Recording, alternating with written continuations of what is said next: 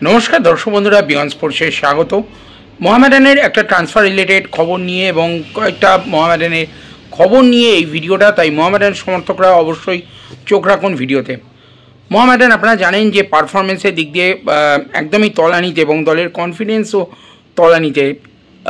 দলের বিভিন্ন ফুটবলারকে পরিবর্তন করার বিষয়ে শোনা গেলেও আদৌ শেষ পর্যন্ত কটা পরিবর্তন করা সম্ভব হবে সে নিয়েও সন্দেহ আছে, কারণ এই বাজেট সমস্যা কিন্তু মোহামেডানে ক্রমশ সামনে ফুটে আসছে।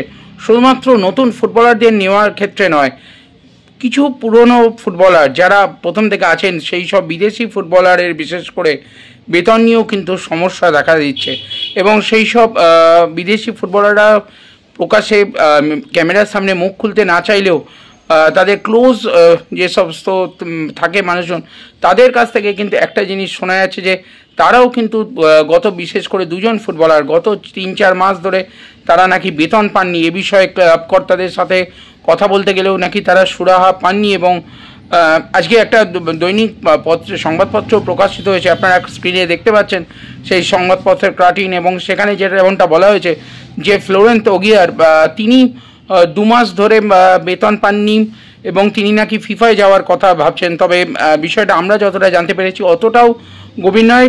ফ্লোরেন্তো ওগিয়ার গত 3-4 মাস ধরে বেতন না পেলেও তিনি আরও কিছুদিন ওয়েট করতে যান যে কর্মকর্তারা বা যে সমস্ত ইনভেস্টার কর্তা আছেন তারা কি রকম স্টেপ নেন, তারপরেই কিন্তু তিনি ফিফায় যাওয়ার কথা ভাববেন।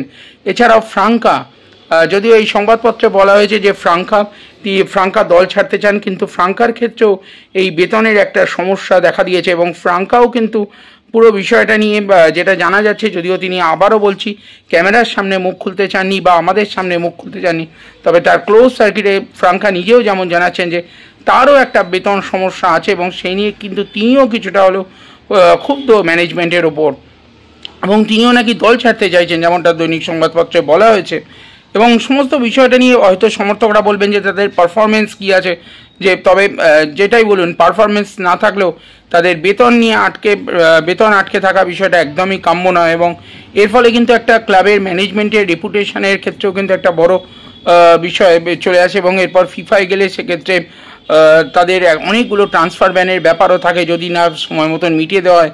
তো আশা করব মোহামেডানের ক্ষেত্রে সেই সব বিষয়গুলো হবে না এবং খুব শীঘ্রই তাদের বেতন যে সমস্যা দেখা দিয়েছে, যে এই 2 ফুটবলার এখন হয়তো তাদের ক্লোজ সার্কিট থেকে শোনা যাচ্ছে, এরকম আরও যদি কোনো ফুটবলারের মুখ থেকে শোনা যায় এবং তারা যদি নেক্সট স্টেপ নেন, সেটা কিন্তু একদমই ভালো তাদের মোহামেডানের রেপুটেশনের জন্য, মোহামেডান ইনভেস্টার রেপুটেশনের জন্য কিন্তু একদম ভালো হবে না।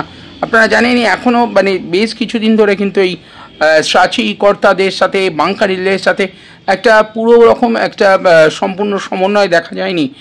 সবার সাথেই সবার যেন একটা বিরোধ, এইরকম একটা বিষয়, বিশেষ করে বাঙ্কারিলের সাথে। যখন এই দল গঠন করা হয়েছিল তখন কিন্তু সামনের সারিতেই ছিল বাঙ্কারিল, এখন তারা পেছনের সারিতে থাকলেও এই ফুটবলারদের বেতন নিয়ে কিন্তু তাদেরও একটা পদক্ষেপ নিতে হবে বলেই আমরা মনে করি এবং যদি ফুটবলাররা এর পরবর্তী স্টেপ নেন সেটা কিন্তু একদমই ভালো হবে না মোহামেডান স্পোর্টিংয়ের জন্য।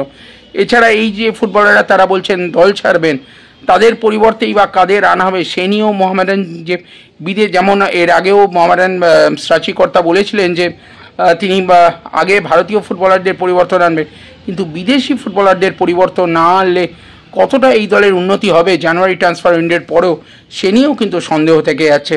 শোনা যাচ্ছে মোহামেডানের জুইডিকাকে নিতে আগ্রহী কেরালা ব্লাস্টার্স, তার বদলে কাকে নিয়ে আসা হবে সেই নিয়ে এখনও কিন্তু সেরকম তথ্য জানা যাচ্ছে না। তবে জানুয়ারিতে যে কয়েকটা ফুটবলার পরিবর্তন হবে তা তো অবশ্যম্ভাবী।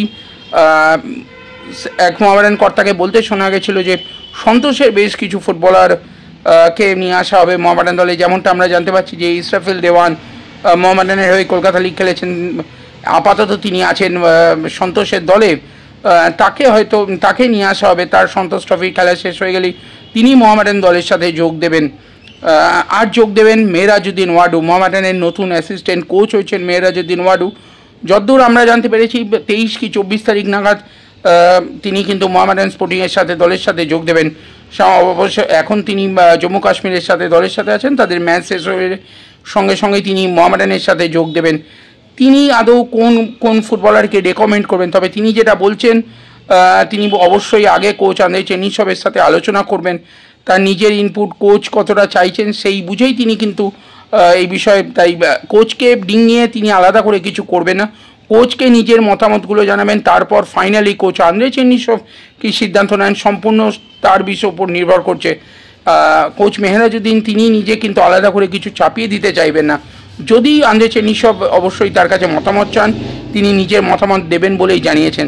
দেখা যাক মোহামেডানের অভ্যন্তরের এই যে সমস্যাগুলো, বাজেট নিয়ে সমস্যা বা পুরনো ফুটবলারদের বেতন নিয়ে সমস্যা, এইগুলো একজন ফুটবল প্রেমী হিসেবে, কলকাতা ফুটবল প্রেমী হিসেবে অবশ্যই চাইবো যে এই বেতন সমস্যাগুলো খুব শীঘ্রই মিটে যাক, যাতে মোহামেডানের রেপুটেশন সেইটা যেন বজায় থাকে এবং অবশ্যই তারা জানুয়ারি ট্রান্সফার উইন্ডো থেকে ঘুরে দাঁড়াতে পারে। সেইটা নিয়ে কিন্তু আমরা খুবই মানে মোহামেডানের সমর্থক হিসেবে অন্ততপক্ষে আমরা চাই সমস্ত ব্যাপারটা খুব শীঘ্র মিটে যাক।